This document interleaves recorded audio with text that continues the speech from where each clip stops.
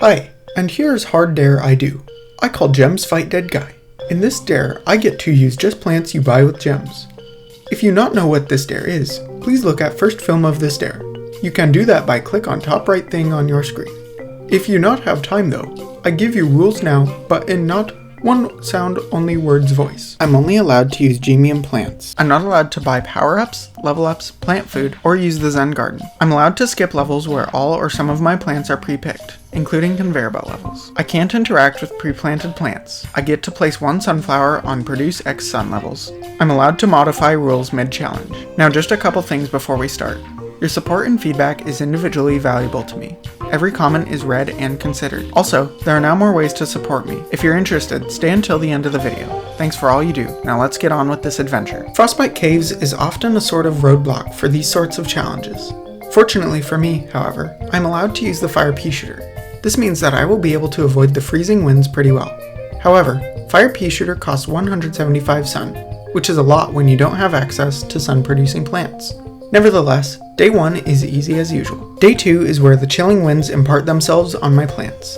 The level starts us with a set of repeaters on the back lines, giving our fire pea shooters a special edge. We proceed through the level by setting up our usual current sweet potato setup, and the level is no problem. Day 3 is a conveyor, but it does give us access to Hurricane. Fortunately, the level funnels all zombies to the top lane, and we are able to stall them out through the entire level with a little luck and perfect timing. Just one lawnmower takes care of the entire horde of zombies. On day 4, I realized we might have another thawing plant. Lava guava is made of lava, so it should heat nearby plants, right? Yes it does. We are super fortunate in that we are given access to the cheapest thawing plant in the whole game. Just a pair of lava guavas, 150 sun in total, can keep our typical defense entirely thawed. They also provide a bit of backup defense, since we place them right behind our sweet potatoes. If a zombie makes its way past, it's met with a fiery death. Day 4 is otherwise insignificant and we beat it with ease. Day 5 is a conveyor belt level, the second one already. That makes for nearly 50% conveyor belt levels so far. It provides us with no gemium plants, so we'll skip it. Day 6 generously gives us a pair of frozen sunflowers, but it also pre-picks all but 2 of our plants. We are able to use electric current since the slide tiles push zombies to the inner 3 lanes. But besides that, we are fairly limited in our plant selection, so I chose lava guava as our thawing plant, as well as an ice instant kill like plant. Our setup becomes impenetrable, so we defeat the level effortlessly. Day 7 is a similar case to day 6, pushing zombies to the center lanes, so a couple sets of electric currents make the level easy. Day 8 is a conveyor level with only Hurricane as a gemium plant. I was barely able to complete this level in my leafy greens challenge with the addition of bok choy, so I'm going to deem this level impossible, but I can skip it anyways, so it doesn't really matter. Day 9 introduces the dodo rider, which gives me few problems for now. Down the road though, it definitely becomes a pain. I also used the jalapeno for, I think, the first time ever in this level. Day 10, conveyor belt. Day 11 pre-picks most of my plants again, and this level is difficult. 4 flags of icy chaos. The real problem here is that I really need a thawing plant, an attacking plant, and an instant kill or stall plant. Fire pea shooter can kind of fill those first 2 roles, but its firepower is very underwhelming, and it's too expensive to really consider. Anyways, after many failed attempts of different plant combinations, I came upon a solution somehow. Realistically, I needed more sun on this level. If I had a good instant kill and a stalling plant, then I might be able to scrape by. But even squash is too expensive for this sort of strategy. Hurricane fits really well though, since all the zombies are funneled down to the bottom lane, and I can use it to push all the zombies back. But I do have a plant that kind of costs less. Squash and Shrinking Violet may be my cheapest costed plants at 50 sun, but Ghost Pepper has a special sort of use that normal instants don't have. After a Ghost Pepper starts working its magic, it's still able to be dug up. This may not seem important, but I do have 2 special trophies that let me receive a 50% refund on my sun, rounded down to the nearest 5 whenever I shovel up a plant. This means I can plant a Ghost Pepper, let it kill some zombies, then dig it back up. That's 75 sun minus 35. This means it only costs me 40 sun for a Ghost Pepper in a certain sense. Of course, I don't get the Ghost Pepper's death explosion if I do this, but it's just enough for me to kill dodo riders, and that makes this level possible. Barely. It comes down to the wire, but with stalling from Hurricane and the low cost of Ghost Peppers, the level is just beatable. Day 12 is the last stand level. With some smart setup, I can ensure that most of my plants stay thawed and that the zombies fall victim to my electric current fields. The first attempt wasn't exactly perfect. My setup was not ideal, and I realized that more thawing plants was necessary. The second attempt was no problem, especially with my backup sun in case of an emergency. On day 13, we are given a flower line to protect. The level makes things a little easy on us though, since the slide tiles once more funnel the zombies perfectly for electric currents. There's not even any dodos to mess up the flow of zombies, and the level is pretty easy. Day 14 pre-picks all of our plants, so we will skip. Wait, Hurricane? Even with dodos and having to wait for Hurricanes to recharge, this level is possible, and actually not too difficult. I do have to let a lawnmower go to some dodos since I didn't have a Hurricane ready, but other than that, I was able to stall the entirety of the level zombies until the very end, and mow over all of them at once.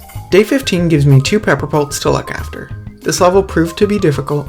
It sends all the zombies straight into the pepper poults lane to start munching on them. I was having some serious trouble until I did a bit of research. Oddly enough, peanut is better than sweet potato in this level, mostly because of its plant food effect.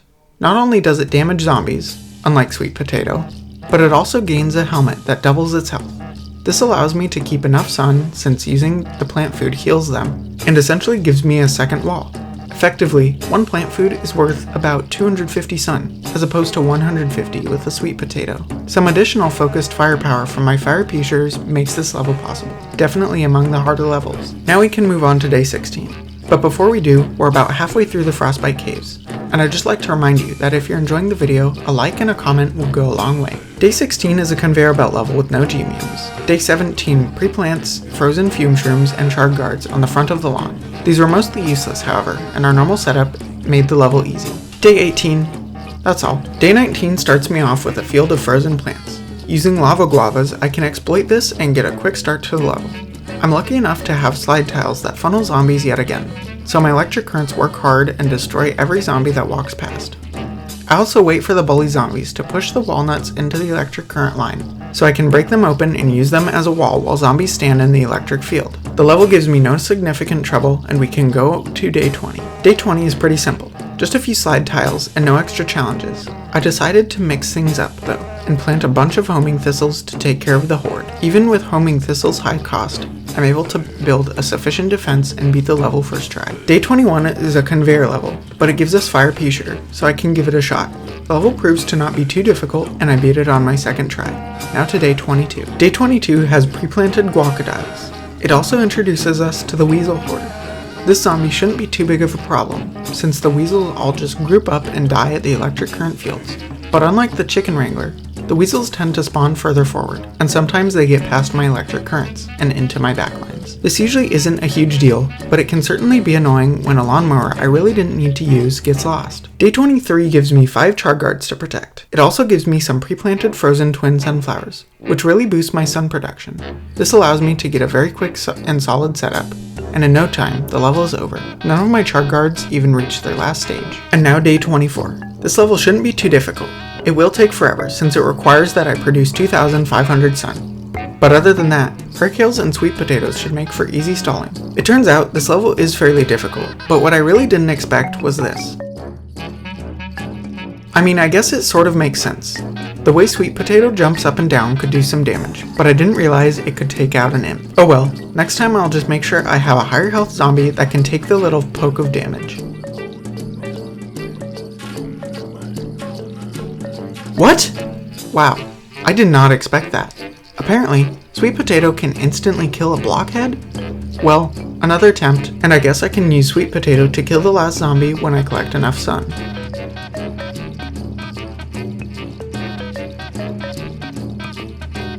Or not. For some reason, this interaction is very inconsistent, and I just don't really get it. Anyways, on to the next day. Day 25. Conveyor. Bye! Day 26 is a pretty basic level. It gives me some frozen sun shrooms, but otherwise, there's not really anything notable here. Day 27 wants me to protect 3 endangered rutabagas. I thought I had a good idea to funnel all zombies into the middle lane, but it didn't really work like I wanted. On my first attempt, the final wave was just too much and a gargantuar slammed one of my rutabagas. My second attempt, I had a totally different strategy. I used the funneling slide tiles to get all the zombies in the middle, and I was actually able to use an electric current to fry the zombies. It was also helpful to have the extra firepower from the endangered plants. I also found Shrinking Violet to be very useful against the Gargantuars and bullies. Lots of stalling, and I was able to beat the level. Day 28 is the last stand level. Apart from a couple Gargantuars, who I shrunk with some violets, there wasn't really anything to write home about here, so I'll just move on to day 29. Day 29 pre-picks all of my plants, but fortunately we're given a fire pea shooter, as well as a couple frozen sunflowers. This is just barely enough to beat the level, and with that, the world is done. However, I invite you to stick around for the boss fight and to talk with me a little bit. You all have kept up the great support, and I appreciate it all. I'm so excited to keep both of my series moving forward, and especially for my secret project after they're done. However, at the moment, I'm starting a new job tomorrow, and with that, I'm going to have less time for video stuff. Beyond that, I barely squeezed this video into my schedule, so expect delays. But by no means is it over, and there will still be lots of content from me, just mostly in the form of polls and trivia posts. Be sure to subscribe so you see those in your feed. Lastly, just a reminder that you can now browse my merch store or become a channel member. Both of these help me out loads. Be sure to check them out. The merch store is in the description. Now, since you've made it this far, you might already know the drill. Leave me a comment that says #GVZFC in the comments, and I'll give your comment a heart. Thanks to all of you so much for watching, and I'll see you in a few weeks for Leafy Greens vs. Zombies Lost City. See you there!